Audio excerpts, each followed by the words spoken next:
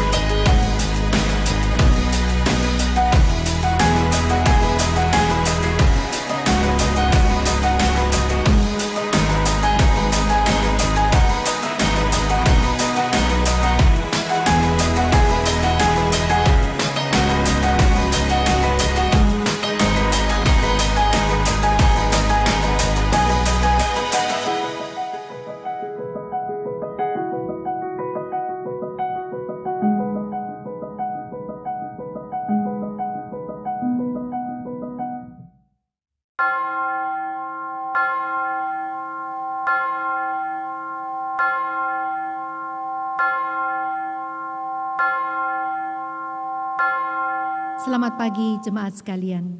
Mari kita bersama bangkit berdiri dan mengikuti kebaktian ini menghadap hadiratnya yang kudus dengan penuh hormat. Kita akan mengambil waktu hening sejenak di hadapannya.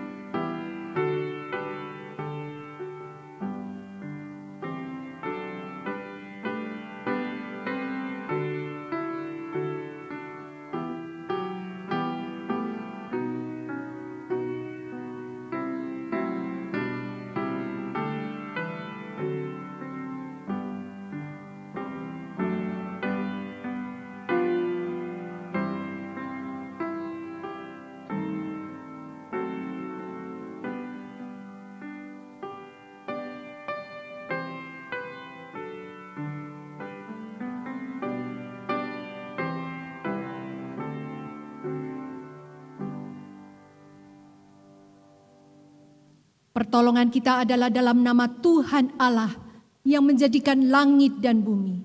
Turunlah kiranya atas kita sekalian kasih karunia, dan damai sejahtera dari Allah Bapa, Allah Putra, dan Allah Roh Kudus. Amin.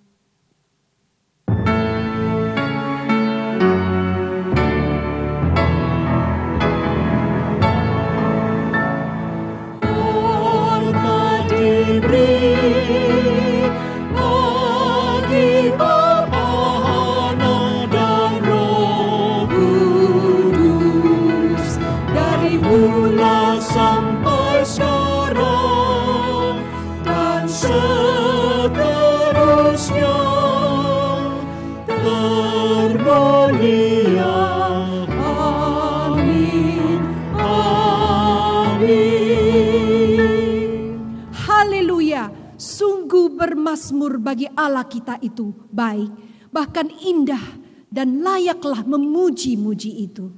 Besarlah Tuhan kita dan berlimpah kekuatan, kebijaksanaannya tak terhingga. Bernyanyilah bagi Tuhan dengan nyanyian syukur, bermasmurlah bagi Allah kita dengan kecapi. Tuhan senang kepada orang-orang yang takut akan Dia, kepada orang-orang yang berharap akan kasih setia-Nya.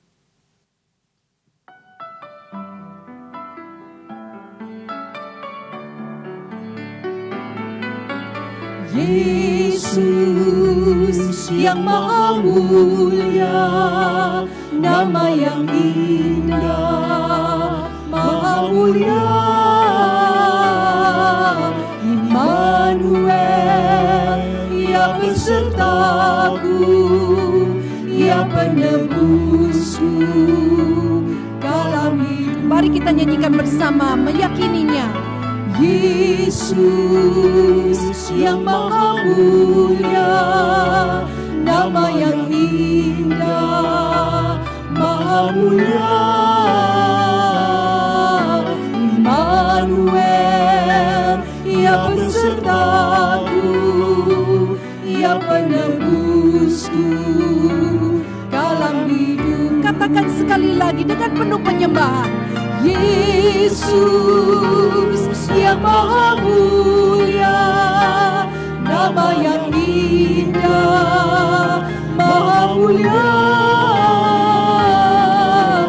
Immanuel, Ia besertaku, Ia penebusku dalam. Ia penebusku, Ia penebusku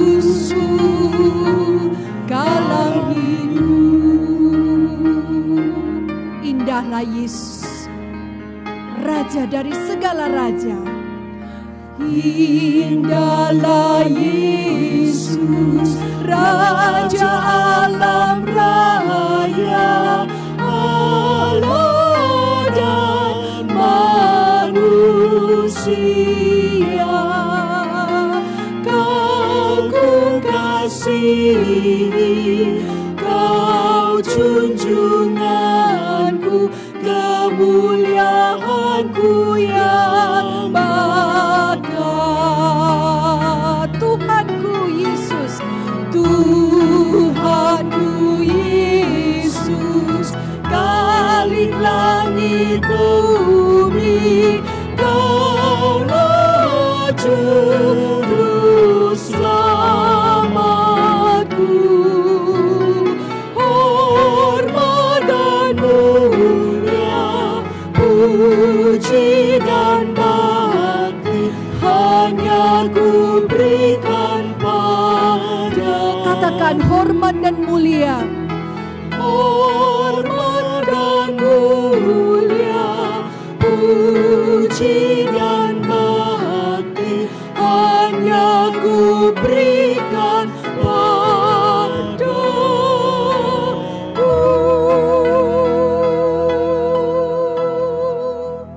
Mari kita masuk dalam doa.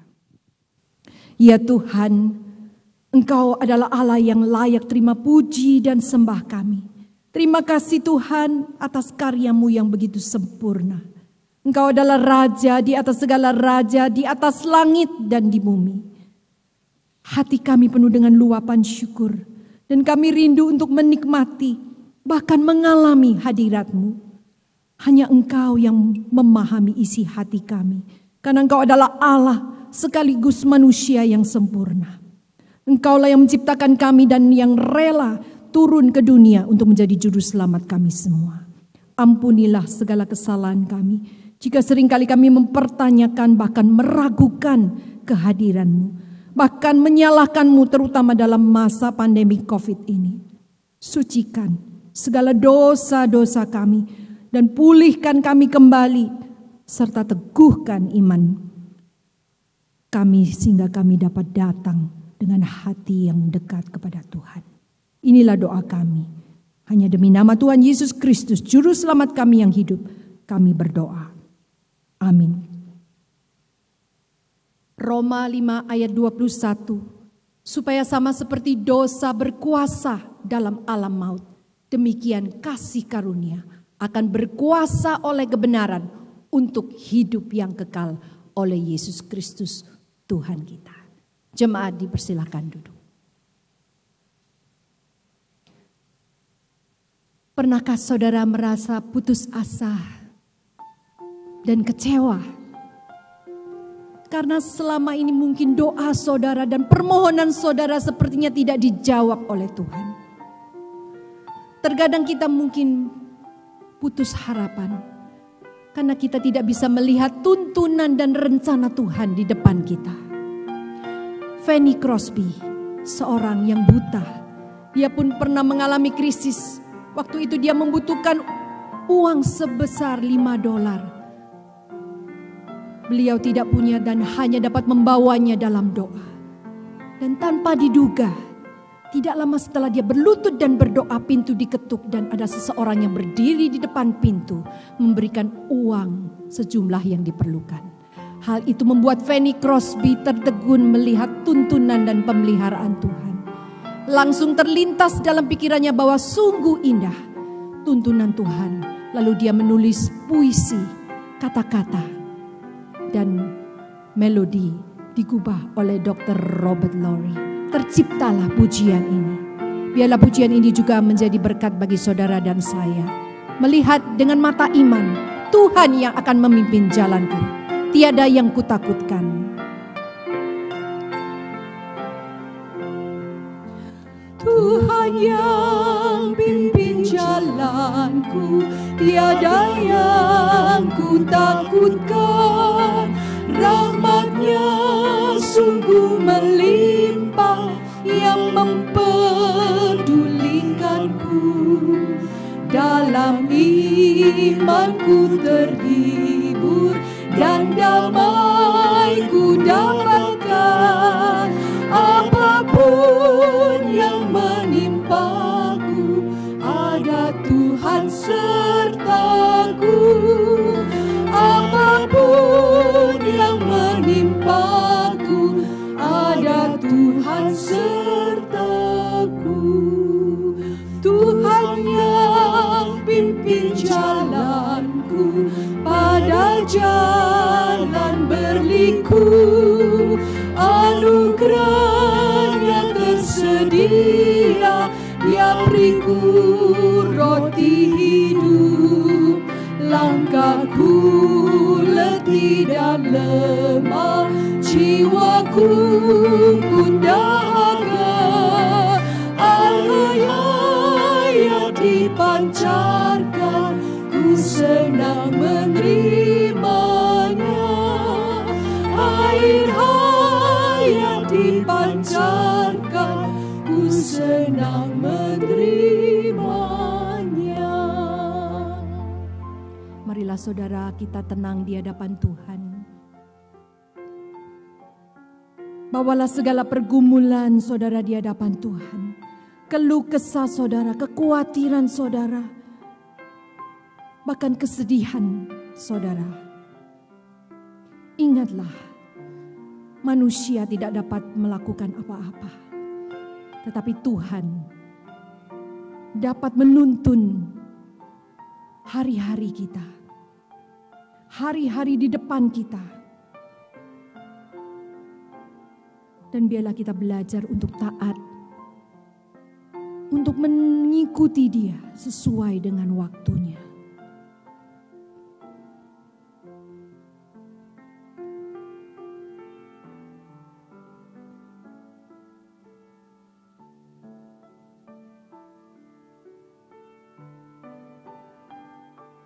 bila kau izinkan sesuatu terjadi.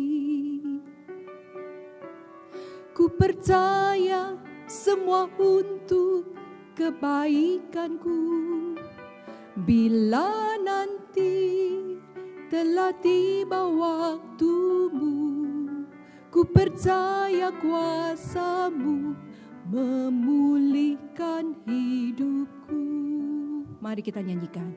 Waktu Tuhan pasti yang terbaik, walau kadang tak mudah dimengerti. Lewati cobaan, ku tetap percaya waktu Tuhan pasti yang terbaik. Mari kita bangkit berdiri, kita nyanyikan lagu ini sekali lagi dengan sungguh-sungguh. Waktu Tuhan pasti yang terbaik,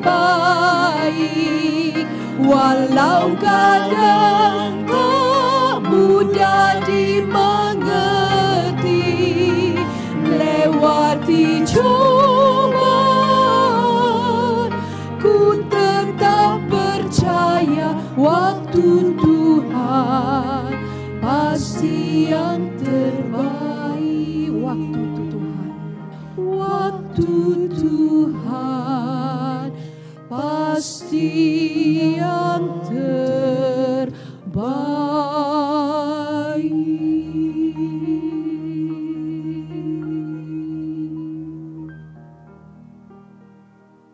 Bapak Ibu yang dikasihi di dalam Tuhan, kita akan bersama-sama berdoa syafaat.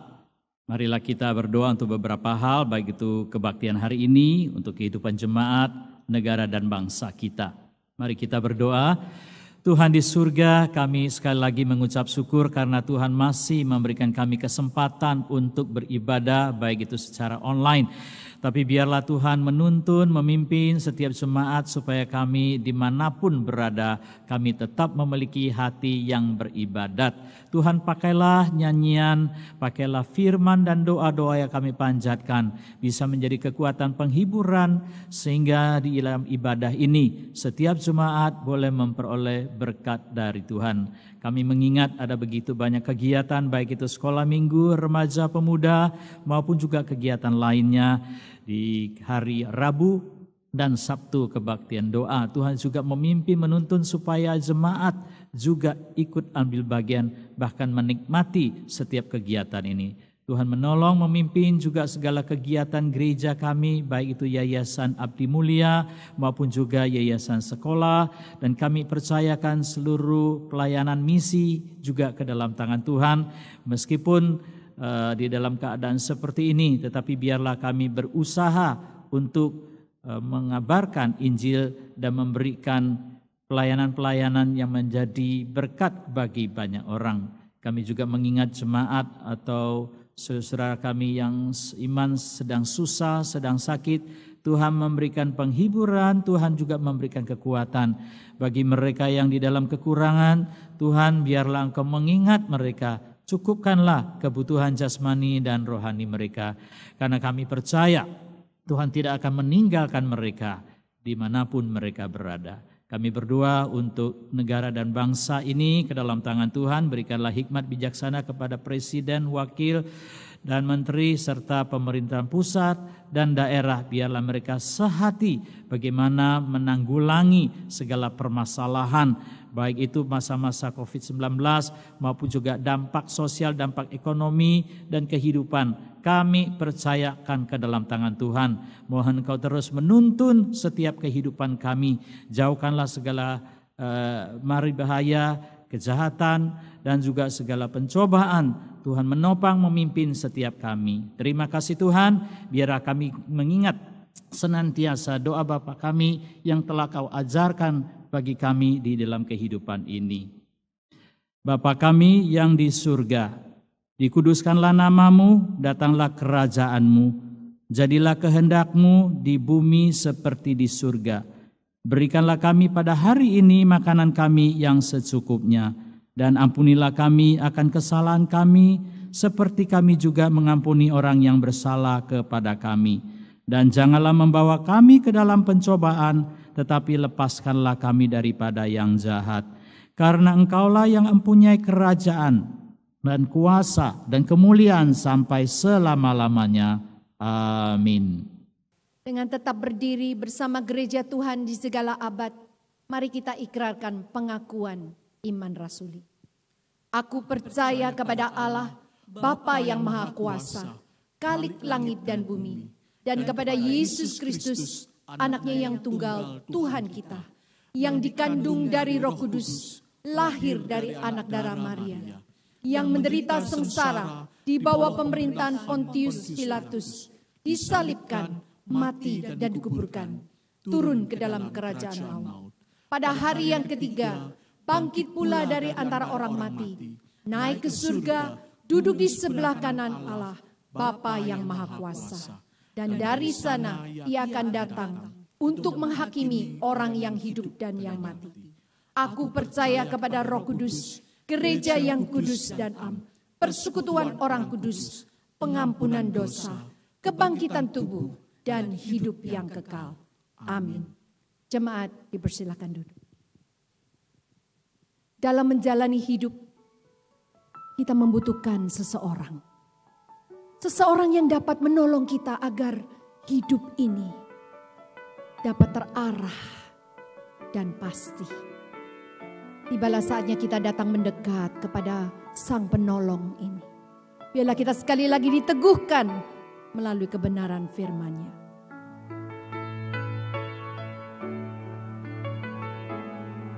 Ku siapkan hatiku Tuhan untuk dengar firman-Mu saat ini. Ku sujud menyembah-Mu Tuhan dalam hadirat-Mu saat ini. Curahkanlah urapan-Mu Tuhan bagi jemaat-Mu saat ini. Ku siapkan hatiku Tuhan untuk dengar firman-Mu.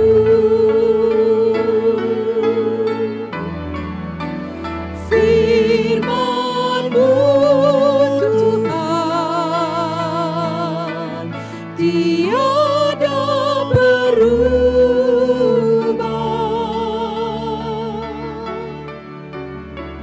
dahulu sekarang selama-lamanya tiada berubah. Firman-Mu Tuhan penolong hidupku. Ku siapkan hatiku Tuhan untuk dengar firman-Mu.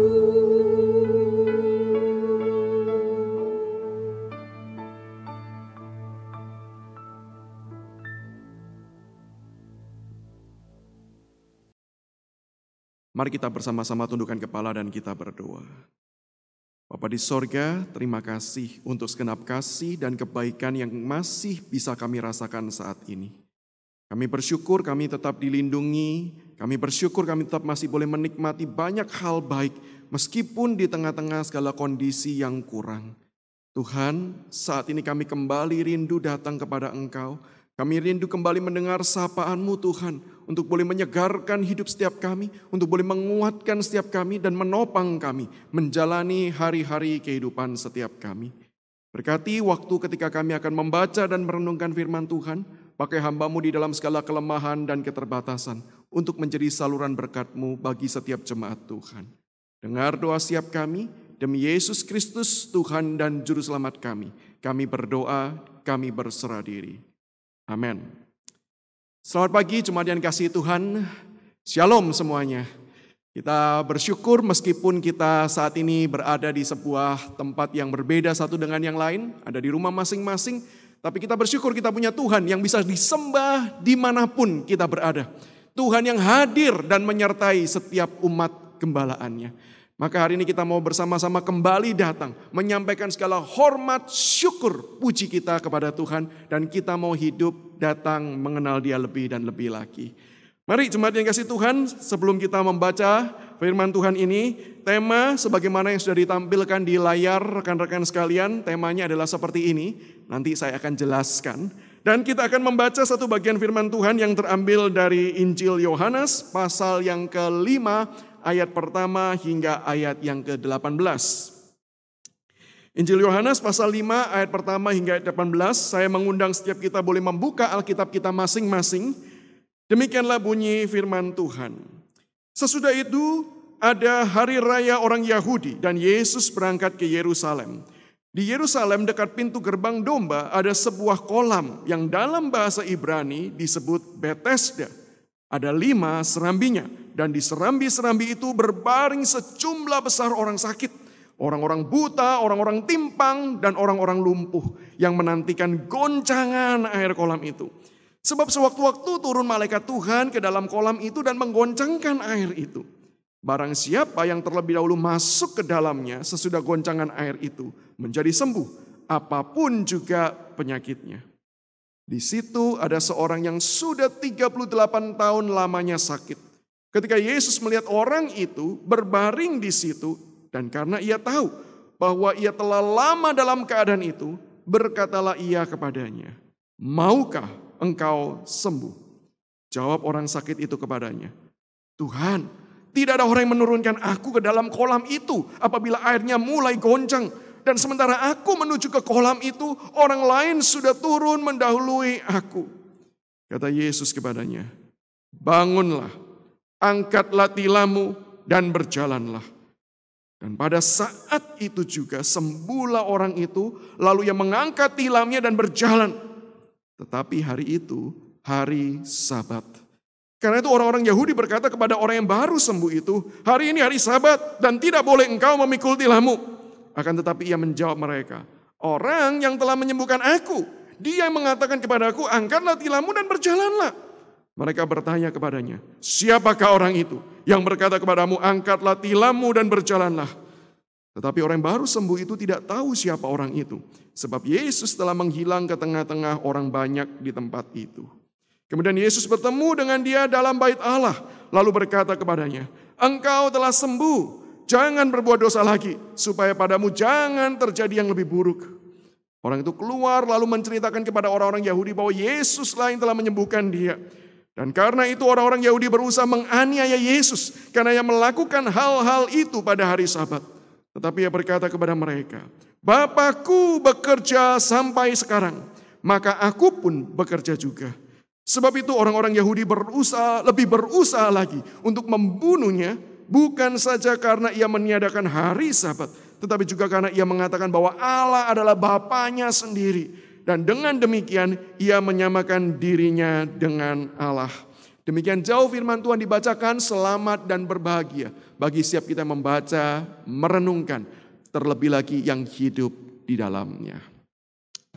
Rekan-rekanku, tulisan tema ini memang sengaja dibuat tanpa spasi. Bukan karena ada tanda tagar di depannya, umumnya memang tanda tagar dibuat tanpa spasi. Tapi memang kalimat ini dibuat dengan tujuan. Tujuan apa? Kalimat ini bisa dibaca di dalam 2 jenis cara pembacaan. Yang pertama, kalimat ini bisa dibaca dengan tulisan God is now here. Sebagaimana kita sebagai orang percaya, orang yang mengaku Tuhan itu ada, kita percaya Tuhan itu hadir dan menyertai akan umat orang-orang percaya. Maka di saat-saat ini pun Tuhan juga ada sekarang dan Tuhan ada di sini.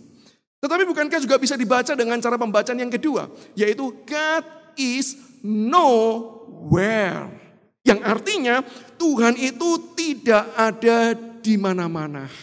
Atau dengan kata lain, biasanya orang yang mengakui pandangan ini adalah orang yang disebut orang ateis atau pandangan ateisme. Namun kali ini saya tidak ingin secara khusus membahas tentang apa itu ateisme atau orang yang tidak mempercaya tentang keberadaan Tuhan. Tetapi saya ingin mengajak kita melihat dari tema ini, satu kalimat bisa dibaca dalam dua cara baca yang berbeda, bahkan bertentangan satu dengan yang lain. Oh rekan-rekanku, bukankah banyak hal di dalam kondisi dunia ini saat ini, kita juga bisa membaca satu peristiwa yang sama dengan dua kacamata yang berbeda. Bisa jadi yang satu membaca dengan kacamata yang positif, bisa jadi yang satu justru membaca dengan kacamata yang negatif. Apalagi ketika kita memasuki masa-masa yang sukar, masa-masa yang sulit, masa-masa yang tidak mudah. Bukankah di dalam kondisi seperti itu biasanya ada orang-orang yang kemudian bisa melihat di tengah-tengah segala kesulitan, di tengah-tengah segala tekanan. Mereka masih bisa merasakan Tuhan hadir, Tuhan bekerja, mereka masih hidup dengan penuh dengan ucapan syukur. Tapi bukankah di dalam kondisi yang sulit, yang sukar, ada juga banyak orang Kristen yang sulit melihat keberadaan Tuhan, sulit melihat berkat-berkat dan pertolongan Tuhan, dan sulit melihat akan kasih Tuhan. Apalagi kalau kita hidup di dalam kondisi yang bukan cuma buruk, tetapi kondisi yang buruk dalam waktu yang cukup lama. Atau kondisi yang buruk dalam durasi yang panjang. Mungkin mirip seperti apa yang kita alami sekarang. Tidak ada satu orang pun yang tahu kapan pandemi ini akan berakhir. Dari minggu lepas minggu kita berharap bahwa kondisi ini membaik. Tapi toh sampai saat ini kita belum melihat kondisi ini bisa berubah. Dan seringkali ketika kita awalnya mungkin tetap percaya, awalnya mungkin kita tetap berharap, awalnya mungkin kita tetap bisa bersandar kepada Tuhan. Tapi seringkali kondisi yang sulit, berat, menderita dalam waktu yang lama bisa juga loh membuat kita itu kemudian menjadi kecewa, bahkan bertanya-tanya, apakah memang Tuhan sudah meninggalkan kita? Apakah memang Tuhan tidak ada bersama-sama dengan kita lagi? Dan bukankah itu yang juga kita bisa lihat contohnya Ayub. Di awal pasal pertama kita bisa membaca Ayub kemudian berkata Tuhan yang memberi, Tuhan yang mengambil, terpujilah nama Tuhan. Tapi bukankah dalam pasal-pasal berikutnya kita pun melihat Ayub bertanya-tanya kepada Tuhan, kenapa ya Tuhan? Oh rekan-rekanku, di dalam kondisi yang seperti inilah, kondisi berat dan sulit yang seperti inilah, yang sebenarnya juga dialami oleh orang sakit yang ada di kolam Bethesda. Alkitab tidak menyebut secara jelas dia sakit apa. Tetapi yang jelas dituliskan adalah durasi lamanya dia sakit 38 tahun. Jelas ini sebuah bukan durasi yang pendek, bukan sebuah durasi yang singkat. Bahkan beberapa penafsir menariknya mencoba membandingkan lamanya sakit orang ini dengan perjalanan orang Israel menuju ke tanah Kanaan. Yang kita bisa baca dalam Ulangan pasal kedua ayat yang ke-14. Sebuah waktu yang panjang, sebuah waktu yang penuh dengan pergumulan karena dia bukan menanti dalam kondisi yang nyaman, tapi dia menanti untuk sembuh dari penyakit yang memberatkan dia. Nggak heran bukan kemudian kalau kita membaca respon orang ini ketika Tuhan kemudian bertanya kepada dia, maukah engkau sembuh? Bukannya menjawab, ya Tuhan saya mau, sudah lama saya menanti. Tapi justru orang ini berkata, aku tidak bisa turun. Setiap kali ada air goncangan, ada orang lain yang turun. Tidak ada orang yang kemudian bisa dan mau menolong aku untuk bisa turun ke bawah. Kalau boleh, saya bahasakan kalimat ini dengan bentuk kalimat modern. Kira-kira orang berkata demikian. Saya mau, tapi tentu saya tidak bisa ke sana sendiri. Saya sakit dan tidak ada orang lain yang peduli. Sudah 38 tahun, bayangkan di manakah kepedulian orang. Dan mungkin kalau mau ditambahkan, saya pun mulai ragu apakah Tuhan juga peduli. dalam kehidupan saya? Apakah Tuhan juga peduli kepada saya dengan kondisi penyakit seperti ini? Sehingga kalau kita mau cocokkan dengan tema hari ini, mungkin orang ini kalau dia lagi mau update status, maka dia akan pakai tagar yang di bawah. God is nowhere. Buktinya apa? 38 tahun menanti dan belum ada jawaban dari Tuhan. Rekan-rekanku, saya percaya bahwa memang kesulitan, pergumulan sangat bisa membuat kita tidak sanggup melihat akan pekerjaan Tuhan. Tetapi yang menarik seperti tema yang saya angkat ini, satu peristiwa, satu kalimat bisa punya dua hasil yang berbeda. Nah, hari ini kalau kita melihat dalam kondisi yang buruk, wajar untuk seseorang itu bisa berespon negatif. Wajar untuk seseorang itu bisa berespon yang salah. Wajar untuk seseorang itu meragukan akan kasih Tuhan. Tapi bukankah dengan satu bentuk yang sama, peristiwa yang sama, juga bisa diresponi dengan benar dan tepat? Maka yang menjadi pertanyaan sekarang adalah ini. Apa sih yang membuat orang mengalami sebuah peristiwa yang sama, mengalami sebuah kondisi yang sama, tetapi bisa mempunyai respon yang berbeda?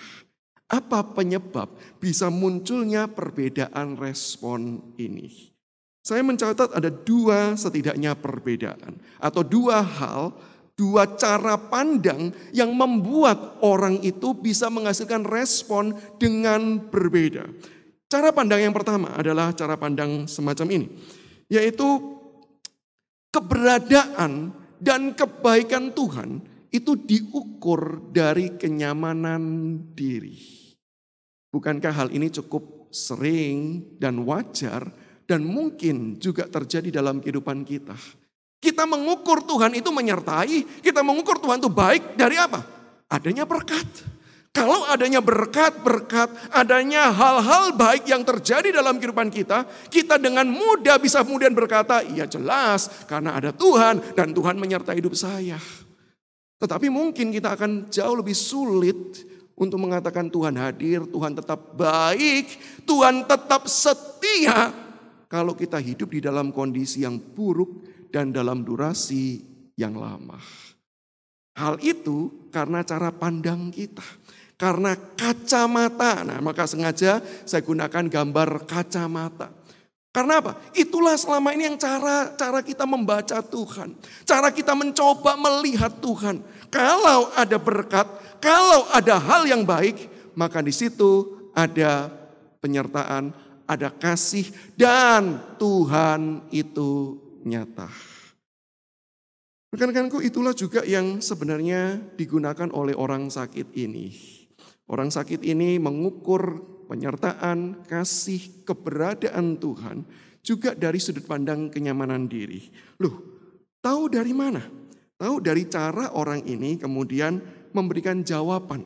Ketika kemudian orang ini ditanya oleh orang banyak. Setelah dia disembuhkan, dia angkat tilamnya, lalu dia berjalan. Tetapi hari itu adalah hari Sabat. Lalu orang banyak di sekeliling itu yang adalah orang Yahudi. Dan mereka punya aturan yang ketat mengenai Sabat. Mereka mulai berkata, "Hei, hari ini hari Sabat, ingat tidak boleh angkat barang. Kenapa kamu angkat barang?" Rekan-rekanku, yang menarik adalah cara orang ini menjawab. Dia menjawab dengan mengutip kalimat Tuhan Yesus. Dia berkata adalah karena ada orang yang kemudian berkata kepadaku, "Angkatlah tilammu dan berjalanlah." Kalau kita melihat sekilas, nampaknya kutipannya persis sama dengan apa yang Tuhan Yesus katakan. Tetapi kalau kita coba membaca lebih teliti, sebenarnya ada satu kata yang dihilangkan. Yaitu kata apa? Kalau kita baca ada kata Tuhan Yesus bukan cuma berkata kepada orang ini, "Angkat tilammu, berjalanlah, pulanglah." Bukan. Tapi Tuhan Yesus memulai dengan kata, "Bangunlah." Satu kata yang dihilangkan. Mirip ya dengan peristiwa beberapa waktu yang lalu yang juga terjadi di negara kita. Dan celakanya kata yang dihilangkan justru kata itu adalah kata yang penting. Tuhan Yesus tidak mementingkan angka tilam. Karena memang maksud Tuhan Yesus bukan ingin mengkritik aturan orang Yahudi. Yang Tuhan Yesus tekankan dan Tuhan Yesus perintahkan paling awal adalah bangunlah. Kenapa kata itu yang ditekankan? Karena orang ini sakit. Karena orang ini sedang bergumul bukan dengan kesehatannya. Karena dia sedang menderita dan dia mau mencari kesembuhan. Justru maka itu Tuhan Yesus memerintahkan kepada orang ini, bangunlah. Yang artinya apa? Aku sekarang sudah bekerja dan sudah menyembuhkan kamu. Bangunlah. Baru kemudian Tuhan Yesus kemudian berkata, angkatlah tilammu dan pulanglah. Sehingga ketika menghilangkan kata bangunlah, seolah-olah orang ini mau melupakan akan apa yang Tuhan telah kerjakan. Mau melupakan kenapa dia tadinya angkat tilam. Harusnya harusnya. Kalau mau fair, ketika dia tanya orang banyak, kenapa kamu angkat tilam? Harusnya kan orang ini bisa berkata demikian. Iya, aku tuh tadi sakit tuh. Tempatku dulu duduk terus menunggu di sana. Sekarang aku sudah disembuhkan. Harusnya momen ini adalah momen yang bisa digunakan untuk bersaksi tentang kasih dan kebaikan Tuhan. Tetapi kalau kita melihat, karena orang banyak yang bertanya, dia pikir sudahlah, cari aman saja. Loh, aku ya enggak mau. Tetapi karena disuruh, ya aku ikut saja. Lihat bagaimana cara orang ini kemudian menjawab. Dia lebih mencari kenyamanan. Dia lebih mencari keuntungan. Dia lebih mau menghindari dengan hal-hal yang buruk yang bisa terjadi. Menarik Bapak Ibu ya. Kalau kita punya kesempatan, coba perhatikan Yohanes pasal ke-9. Sebuah kisah yang cukup mirip. Yaitu apa? Orang buta sejak lahir yang disembuhkan Tuhan Yesus. Dan yang dilakukan oleh orang buta yang disembuhkan, justru dia bersaksi. Kesempatan itu dipakai untuk menyatakan bahwa orang ini datang dari Tuhan. Buktinya apa? Aku buta sejak lahir. Tapi aku berhasil dicelikkan oleh dia. Alih-alih bersaksi, orang sakit yang sudah merasakan kasih Tuhan 38 tahun akhirnya lepas juga penderitaan itu. Dia tidak mengingat kasih Tuhan. Dia tidak mengingat akan kebaikan Tuhan. Tapi dia mencari apa yang aman, apa yang nyaman, dan apa yang menguntungkan diri sendiri. Dengan mengatakan seperti ini, saya bukan bermaksud untuk mengajak setiap kita mencari penderitaan. Saya tidak berkata bahwa kita tidak boleh kemudian mencari sesuatu hal yang menyenangkan kita. Bukan. Tetapi saya mau mengatakan bahwa ketika kita mengukur kasih Tuhan dengan standar kenyamanan, pada waktu itu kita menggunakan cara pikir, cara lihat yang salah. Kenapa yang salah? Kenapa hal ini menjadi katakan salah? Ada beberapa alasan. Yang pertama, alasannya adalah karena ketika kita itu mau mengukur Tuhan, kasihnya, kebaikannya dengan menggunakan standar kenyamanan, problem pertama, kenyamanan yang kita maksudkan pasti berbeda dengan kenyamanan dan berkat yang Tuhan itu maksudkan. Kita melihat dan mendefinisikan kenyamanan di dalam standar keberdosaan.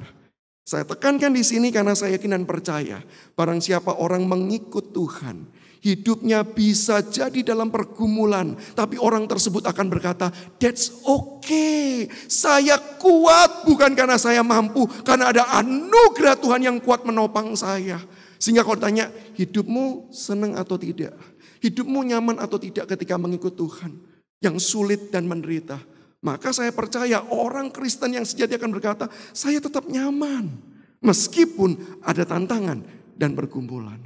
Tetapi banyak orang yang kemudian tidak bisa menilai seperti itu karena kita melihat kenyamanan di dalam perspektif kacamata berdosa. Apa yang nyaman itu? Kerja tanpa usaha dengan usaha yang keras. Kerja tanpa melakukan sebuah usaha yang merepotkan. Dan duitnya mengalir masuk terus. Bukankah kita akan mengatakan itu yang nyaman? Hidup tanpa perlu usaha. Hidup tanpa perlu kemudian melakukan berbagai macam hal yang sulit. Tetapi bisa kemudian mencapai standar hidup di kacamata dunia yang tinggi. Itulah yang seringkali kita katakan hidup yang nyaman. Sehingga sekali lagi kita tidak boleh mengukur Tuhan, kasih dan kebaikan karena cara kita memandang kenyamanan adalah standar di dalam keberdosaan. Hal yang kedua, praktik kenyamanan ketika kita berusaha untuk mengejar kenyamanan hidup. Praktiknya itu seringkali kita lakukan dengan cara yang salah. Karena apa? Kenyamanan kita mengharuskan penderitaan di pihak lain. Bukankah itu yang seringkali terjadi? Kalau kita nggak mau bekerja susah payah, dan kita punya posisi, kita punya jabatan, bukankah dengan mudah kita meminta orang lain yang kerja? Dan bukankah ketika hal itu yang terjadi, yang paling diuntungkan siapa? Jelas kita, bukan orang yang bekerja keras. Betul kan? Bukankah beberapa waktu yang terakhir juga kita tahu ada berbagai macam metode-metode penjualan di mana yang posisinya sudah di atas cukup tenang. Kenapa? Karena bagaimanapun dia santai bekerja, ketika yang di bawah ini bekerja dengan segiat mungkin, maka yang di atas itu yang kemudian diuntungkan. Nah, mungkin ketika saya berkata seperti ini, kita bisa berkata, ya kalau gitu gini aja. Semua orang bisa dong Tuhan buat nyaman. Semua orang bisa dong Tuhan buat tidak perlu bekerja. Lalu kemudian mendapatkan berkat dengan berlimpah. Oh jelas saya katakan bisa. Nah mungkin kita bertanya, kenapa tidak seperti itu? Karena ketika kita melakukan hal semacam ini, kita memang tidak perlu berbuat sesuatu.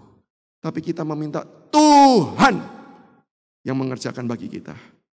Atau dengan kata lain, kita menjadikan Tuhan sebagai budak yang kita peralat demi kenyamanan kita.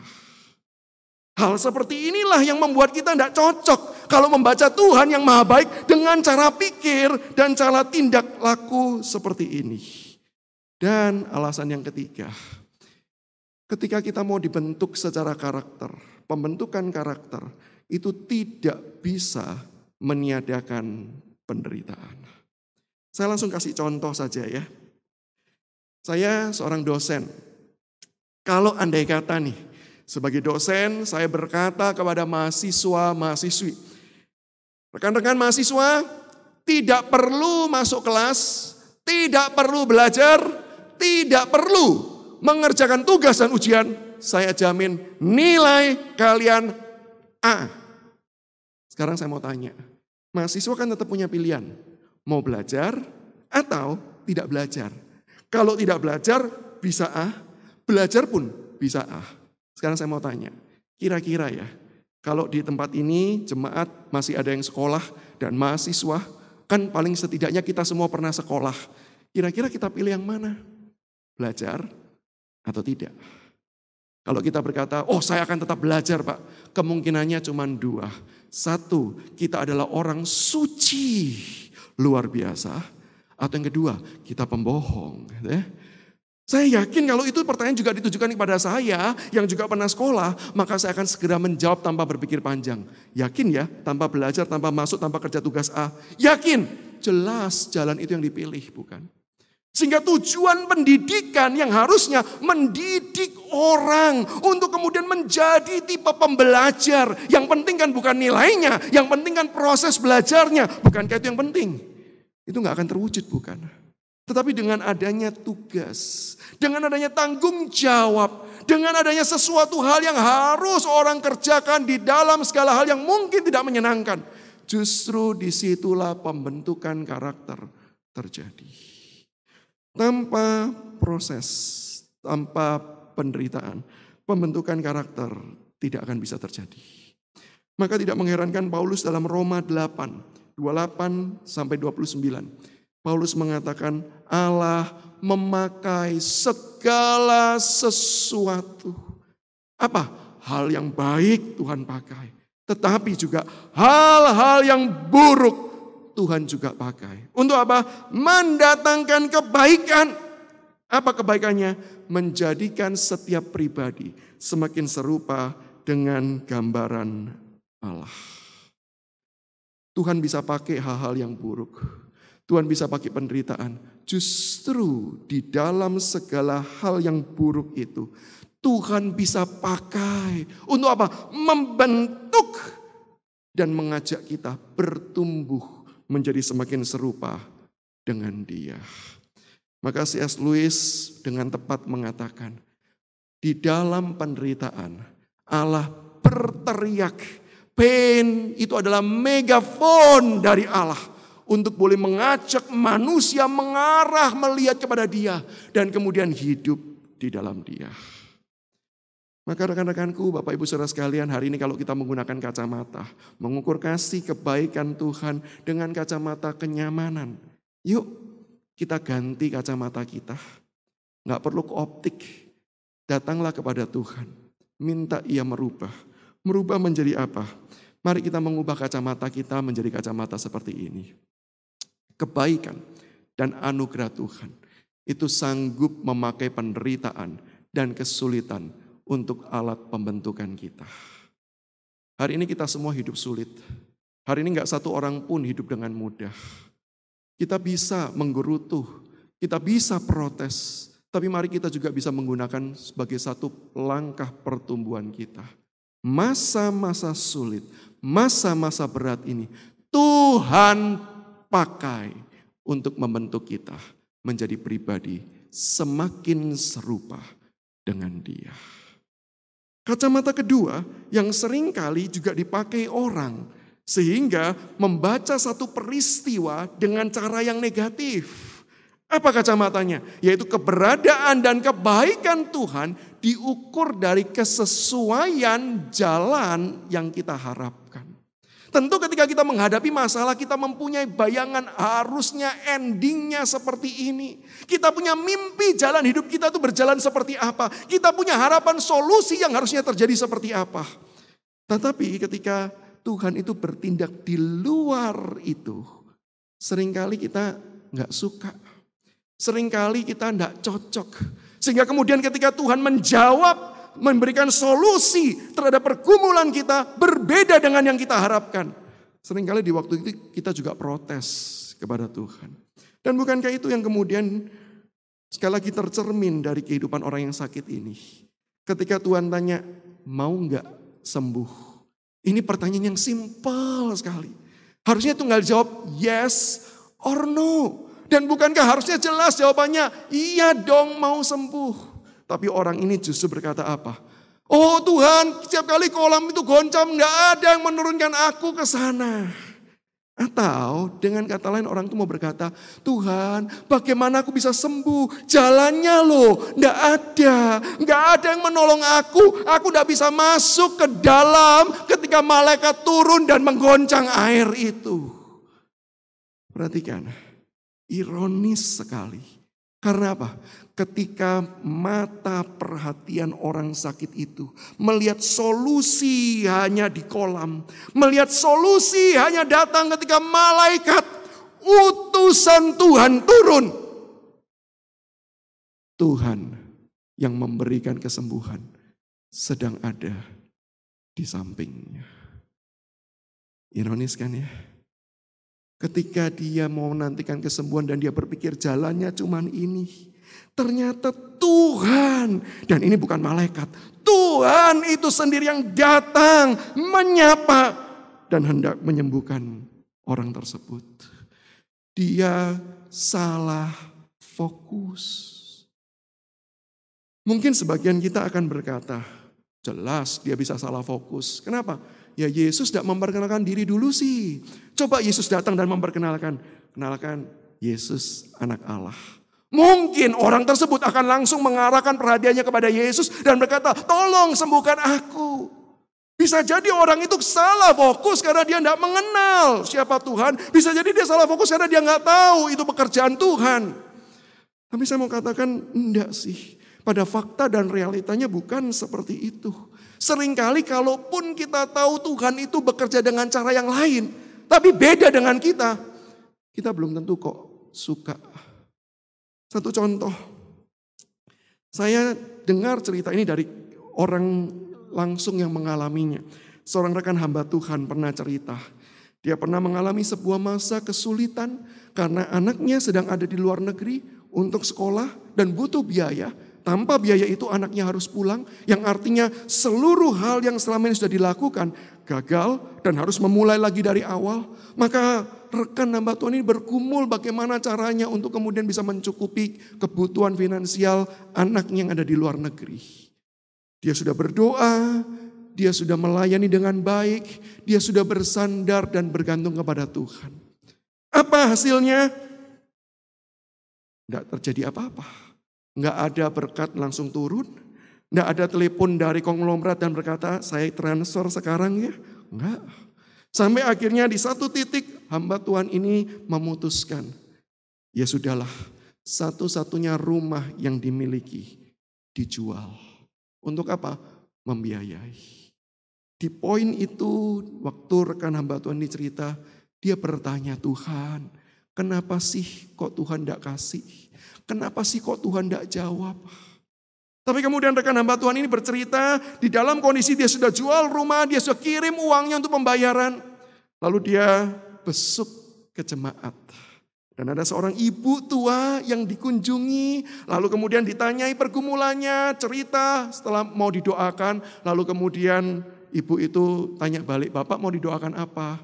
Lalu karena relasi dengan jemaat ini dekat, dia cerita pergumulan yang selama ini dilalui dan bagaimana solusi yang kemudian dia berikan. Yang menarik adalah respon ibu ini. Ibu ini berkata demikian, puji Tuhan ya Pak. Hamba Tuhan ini kaget, puji Tuhan apanya Bu? Saya jual rumah, satu-satunya saya miliki saya jual, demi ini puji Tuhan apanya? Ibu itu melanjutkan, puji Tuhan ya Pak. Tuhan sudah berkati Bapak punya rumah dari lama loh. Karena Tuhan tahu suatu hari Bapak perlu pakai rumah itu untuk dijual demi memenuhi kebutuhan hari itu. Waktu saya dengar kisah itu, saya sadar seringkali kita tidak berpikir bukan cara pikir itu. Seringkali kita berpikir ya kalau berkat Tuhan rumahnya tetap plus ada yang lain. Betul kan ya? Tapi bukankah mengejutkan sekali cara pikir ini indah. Ketika apa? Tuhan sudah tahu Pak dari lama. Maka dia izinkan Bapak punya rumah. Supaya apa? Suatu hari seolah-olah Tuhan berkata itu jalannya. Bahkan sebelum kamu minta. Sudah aku berikan kepada engkau terlebih dahulu. Oh bukankah seringkali hal-hal semacam inilah yang kita tidak lihat. Hal semacam inilah yang kemudian bahkan kita tolak dan berkata, oh Tuhan masa seperti itu sih solusinya. Coba kasih solusi yang lain. Rekan-rekanku ketika kita mencoba mengukur kasih dan kebaikan Tuhan. Berdasarkan kesesuaian solusi dengan kita. Itu sekali lagi bukan cara pandang yang tepat. Kenapa? Yang pertama, alasannya adalah karena kalau kita tuh menantikan Tuhan itu harus sesuai dengan keinginan kita. Coba kita cek ya, apakah kita tuh konsisten dengan kemauan kita.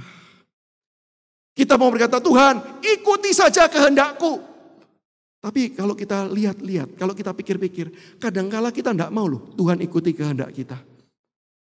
Masa sih Pak, kita tidak mau Tuhan ikuti kehendak kita? Ya pasti kita mau loh. Enggak, ada satu paling tidak saya bisa sebutkan sekarang. Satu hal yang kita nggak mau Tuhan ikuti kehendak kita. Apa itu? Mengenai keselamatan. Karena ketika seseorang itu menolak Tuhan, Tuhan itu selama ini terus-menerus menjaga kita dengan kasih-Nya. Terus menopang kita. Tetapi sampai satu titik nanti kita tahu sebagaimana Alkitab ajarkan. Sampai satu titik di akhir zaman nanti Tuhan akan memberikan apa yang orang itu minta dari lama. Yaitu apa? Yang menolak Tuhan, yang menentang Tuhan di akhir zaman.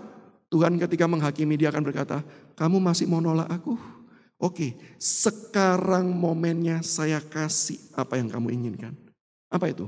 Neraka. Neraka bukan sebuah tempat yang Tuhan desain untuk menyiksa manusia. 2 Tesalonika pasal pertama ayat 9 memberitahu, neraka itu adalah dijauhkan dari hadirat Tuhan. Sehingga nih, kalau pakai gambarannya gini, kalau ini manusia, selama ini dipegang oleh tangan Tuhan. Manusia ini terus memprotes dan berkata, lepaskan aku, aku tidak mau kamu. Tetapi selama kita hidup dalam dunia ini, kasih Allah terus menopang kita. Lepaskan, dia nggak tahan. Nanti di akhir zaman Tuhan berkata, oke, sekarang aku akan penuhi apa yang kau inginkan. Maka di momen itu Tuhan akan melepaskan. Dan ketika Tuhan melepaskan, itulah neraka. Tapi bukankah setiap kali kita membicarakan topik neraka, orang selalu berkata, kenapa Tuhan tidak memberikan anugerah kepada semua orang? Kenapa Tuhan tidak bertindak melampaui daripada apa yang kita bayangkan? Kenapa Tuhan tidak kasih keselamatan langsung kepada semua? Betul kan ya? Seringkali kita berkata, Tuhan memberikan anugerah, Tuhan memilih. Lalu banyak orang bertanya, kenapa nggak dipilih semua? Kalau boleh saya wakili Tuhan, saya akan bisa berkata, kalau saya mewakili Tuhan, saya akan berkata seperti ini. Kan Tuhan kasih apa yang kita minta. Kan Tuhan beri apa yang kita mau. Itu apa? Kita nggak mau Tuhan, Tuhan berkata, oke, sejak sekarang kamu hidup tanpa saya. Yang artinya neraka. Tapi di momen itu bukankah kita teriak, enggak Tuhan, aku mau yang kamu mau aja lah. Tolong kasih aku surga, tolong kasih aku segala hadiah yang kau mau. Kita enggak konsisten, bukan? Sehingga dalam hal ini jelas kita tidak bisa mengukur kasih dan kebaikan Tuhan berdasarkan apa yang kita inginkan. Yang kedua, yaitu berkaitan dengan kejelasan bukti. Bukankah selama ini kita manusia selalu menuntut bukti yang jelas? Yang menjadi masalah, kalau Tuhan mau membuktikan dengan jelas kasih-Nya, pertanyaannya adalah, sejelas apa yang kita inginkan?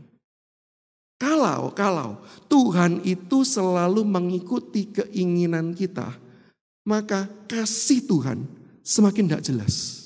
Saya ulangi ya. Kalau Tuhan itu selalu memberi sesuai yang kita mau, maka pada poin itu kita tidak akan sanggup melihat kasih Tuhan. Karena apa? Coba bayangkan seperti ini. Kalau saya hari ini mau A, lalu Tuhan kasih A. Hari ini saya mau B, saya kerja untuk dapat B, Tuhan kasih B. Hari ini saya mau C, saya kerja dengan susah payah C, Tuhan kasih C. Saya mau tanya, di waktu itu kita merasa itu berkat? Atau itu keinginan kita? Di waktu itu apakah kita sungguh-sungguh bisa berkata, puji Tuhan, Tuhan jawab. Atau kita berkata, biasa lagi, kan itu memang aku yang mau. Karena memang aku yang kejar, karena memang aku yang usahakan. Tapi bukankah jauh kita bisa melihat kasih Tuhan ketika Tuhan tidak memenuhi apa yang kita maui. Tetapi Tuhan memberi jauh melampaui apa yang kita harapkan. Satu cerita, kesaksian nyata yang kemudian digubah menjadi lagu. Kisah ini menceritakan tentang seorang laki-laki yang hidupnya jahat. Dia melakukan berbagai macam tindak kriminal. Dia menyakiti orang-orang di sekitarnya, bahkan membunuh dengan sadis. Ternyata dia bukan cuma jahat kepada orang di luar. Dia juga jahat kepada orang di rumahnya, kepada istri, kepada anaknya dia juga berbuat jahat. Sampai satu kali orang ini berhasil ditangkap dan orang ini masuk penjara. Singkat cerita, di dalam penjara itu dia menerima banyak hal yang baik, termasuk ada pelayanan-pelayanan penginjilan yang dilakukan di penjara. Dan orang ini kenal Tuhan Yesus di dalam penjara. Dia bertobat, dia sungguh-sungguh menyesali dan dia mau merubah seluruh kehidupannya. Lalu dia sadar dia sudah berbuat jahat pada banyak orang, yang dia ingat adalah keluarganya. Maka semakin mendekati hari dilepaskan, orang ini gak yakin keluarganya mau terima dia. Kenapa? Sudah dijahati. Bahkan ketika dia masuk penjara pun keluarganya masih disakiti. Maka akhirnya dia putuskan, dia tulis surat, dia ceritakan tentang pertobatannya. Di akhir suratnya dia tanya, kalian masih mau terima saya enggak ketika nanti saya dilepaskan? Kalau kalian enggak terima, enggak apa-apa. Karena saya tahu, saya selama ini sudah menyakiti, menyusahkan. Tapi kalau kalian masih mau terima, tolong kasih saya tanda. Nanti ketika saya pulang, keluar dari penjara ini saya pulang, saya akan naik kereta. Dan kereta itu akan melewati depan dari perumahan desa kita. Nanti di depan itu ada pohon besar yang selama ini kita selalu lihat pohon itu. Kalau memang engkau mau saya dan menerima saya kembali, tolong pasang satu pita kuning di satu rantingnya. Kalau nanti saya pulang dan saya lihat ada pita itu, saya akan turun dan saya pulang. Tapi kalau nggak ada pita itu, saya akan teruskan perjalanan saya. Dan saya pastikan, engkau nggak akan saya ganggu selama-lamanya. Maka di hari itu dia keluar, dia pulang dengan rasa sangat khawatir akan apa yang dia terima. Dia naik kereta. Karena saking khawatirnya, satu orang yang ada duduk di depan dia bertanya, kamu kenapa kok khawatir? Ada masalah apa? Lalu pria ini cerita tentang sejarah kehidupannya. Lalu dia berkata kepada orang yang duduk di depannya, boleh nggak Pak, bantu saya lihat. Kalau nanti sudah sampai di desa ini, tolong lihat ada pohon ini. Perhatikan ada enggak pita kuning. Saya nggak berani lihat. Kalau ada tolong kasih tahu saya. Kalau enggak, diam saja. Semakin mendekati, semakin menegangkan. Sampai akhirnya waktu ketika kereta itu mendekati lokasi tersebut. Pria ini cuma bisa memejamkan mata sambil berdoa, Tuhan, aku siap menerima apapun Tuhan. Yang dia terkejut adalah sambil dia tutup mata dan berdoa, sambil dia kemudian melihat, mendengar. Orang yang duduk di depannya itu mulai menangis. Mulai terisak-isak menangis. Karena dia tahu itu posisi sudah pasti sanggup melihat pohon itu. Maka pria ini membuka matanya dan berkata, kenapa kamu nangis? Nggak ada ya. Nggak apa-apa, saya rela. Orang yang duduk di depan itu kemudian berkata, bukan tidak ada. Tapi saya bukan cuma melihat satu pita kuning. Tetapi seluruh pohon itu lihat sendiri. Dipenuhi dengan pita warna kuning. Bukan satu. Tapi dipenuhi dengan pita warna kuning. Seolah-olah keluarganya memberikan pesan. Kalau engkau cuma minta satu, aku tidak berikan satu. Aku berikan banyak. Artinya apa? Aku mau menerima engkau. Pulanglah. Pulanglah. Rekan-rekanku, bukankah hal itu juga yang sebenarnya terjadi di dalam kehidupan setiap kita dengan Tuhan? Ketika kita memohon, Tuhan berikan aku hal yang baik ini. Tuhan berikan aku hal yang aku anggap dan aku pikir ini baik untuk aku. Tahukah apa yang dia lakukan? Dia bukan berikan satu pita kuning. Dia berikan.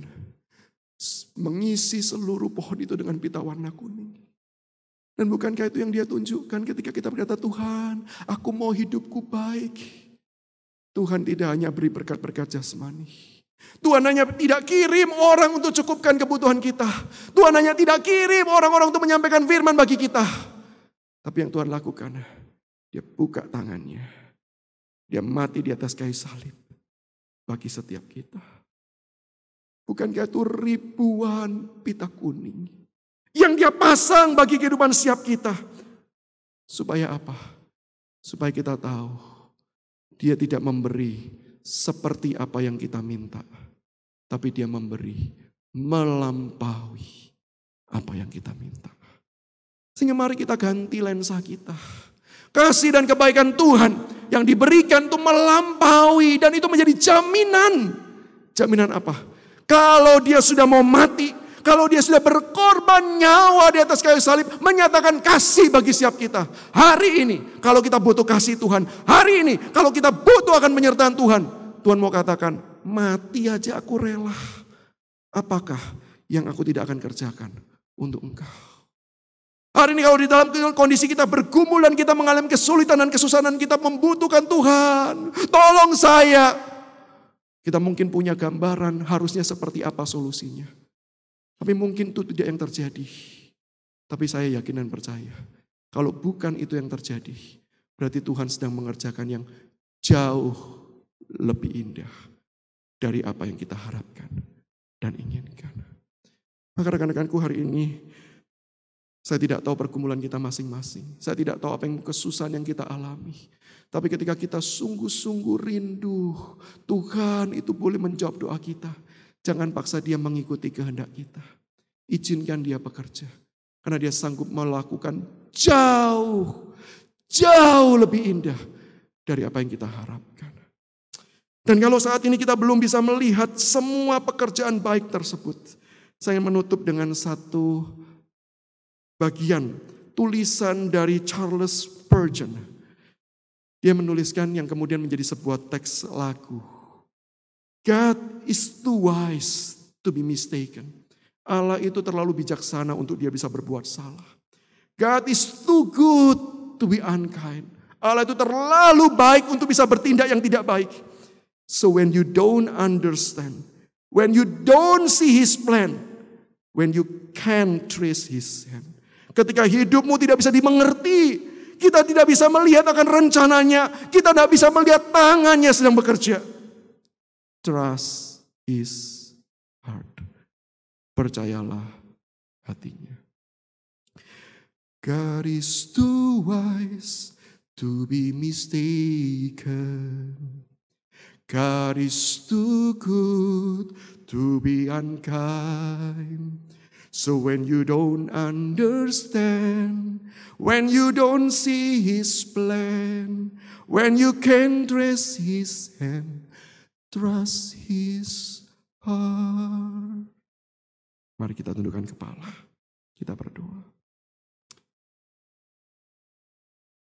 Ya Tuhan, kami datang di dalam kondisi kami yang sulit. Kami datang dalam kondisi kami yang penuh dengan pergumulan. Setiap orang punya pergumulan yang berbeda, satu dengan yang lain. Maka ya Tuhan, saat ini kami datang dan memohon Tuhan, tolong setiap kami. Hari ini kami mau belajar Tuhan, kami tidak mau meragukan kasih dan kebaikan-Mu berdasarkan cara pikir kami tentang kenyamanan. Karena semua itu adalah salah. Dan kami juga tidak mau mengukur kasih dan kebaikan-Mu berdasarkan apakah Engkau memberikan sesuai yang kami minta. Karena hari ini kami telah belajar. Bisa jadi Engkau tidak memberikan apa yang kami minta. Bisa jadi Engkau tidak mengabulkan apa yang kami harapkan dan inginkan. Tapi satu hal yang kami tahu dengan pasti. Engkau memberi yang terbaik. Berikan kami kekuatan. Berikan kami mata rohani yang jelas untuk bisa melihat semua rancangan-Mu yang indah tersebut. Dan kalaupun kami tidak sanggup melihat, berikan kami hati yang percaya kepada kasih-Mu yang sudah mati di atas kayu salib menebus setiap kami. Kasih yang tidak akan membiarkan apapun sanggup memisahkan kami dari Engkau ya Tuhan. Tuhan tolong kami, topang kami dengan anugerah. Dengar doa kami ya Tuhan. Demi Yesus Kristus Tuhan dan Juru Selamat kami. Kami telah berdoa dan berserah diri. Amin.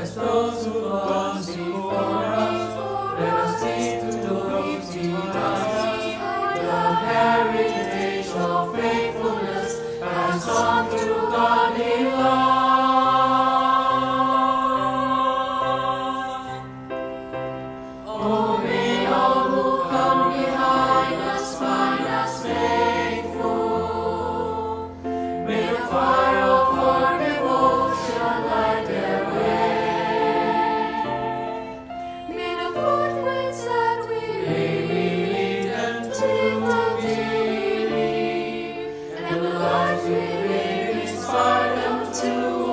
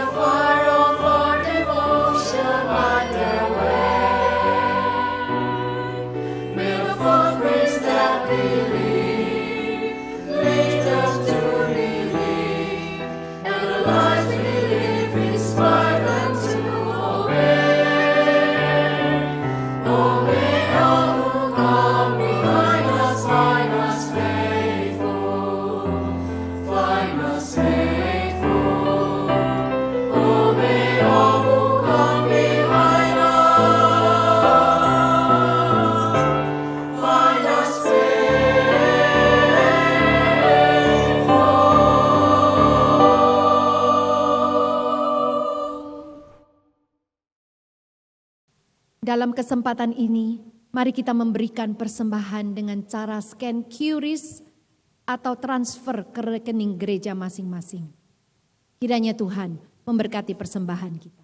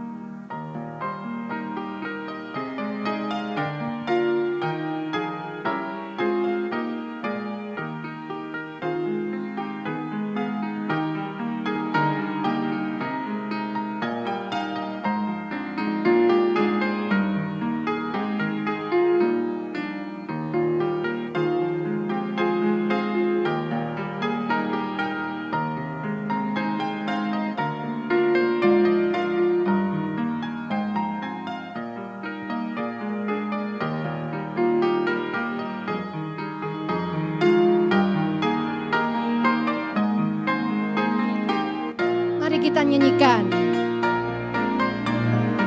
Oh Tuhan, pimpin jalanku melewati hidupku.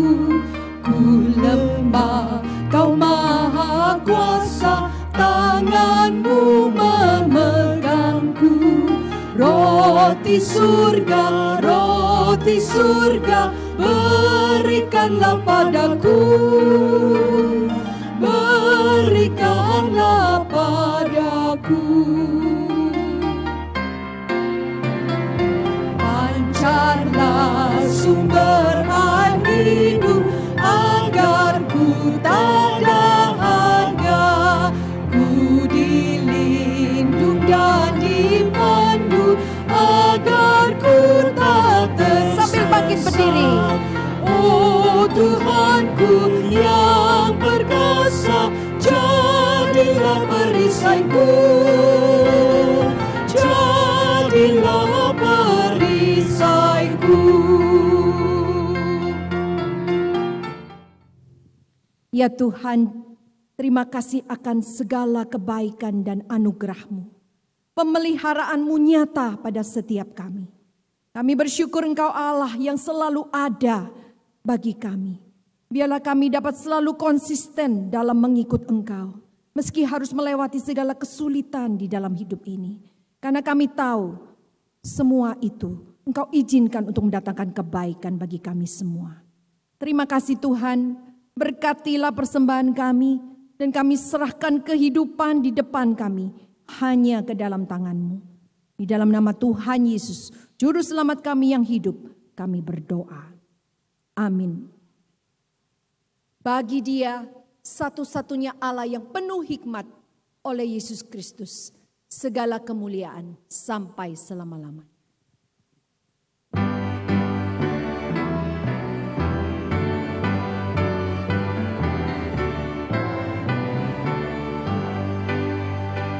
Puji Allah Bapa Putra, puji Allah Roh Kudus, ketiganya yang esa.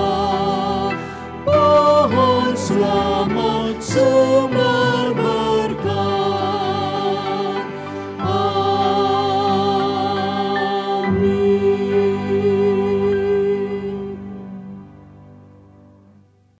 Jemaat yang dikasihi di dalam Tuhan, marilah kita sehati menerima berkat Tuhan. Kiranya kasih dari Allah Bapa, anugerah dari Tuhan Yesus Kristus, pertolongan, penghiburan, kekuatan dari Allah Roh Kudus akan senantiasa menyertai saudara sekalian, mulai hari ini sampai selama-lamanya. Amin.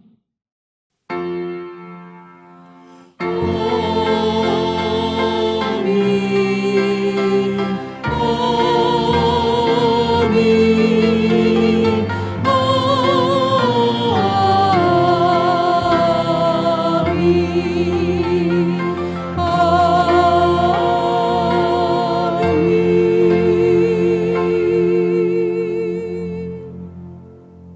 Silakan duduk, doa teduh, kebaktian selesai. Tuhan memberkati saudara.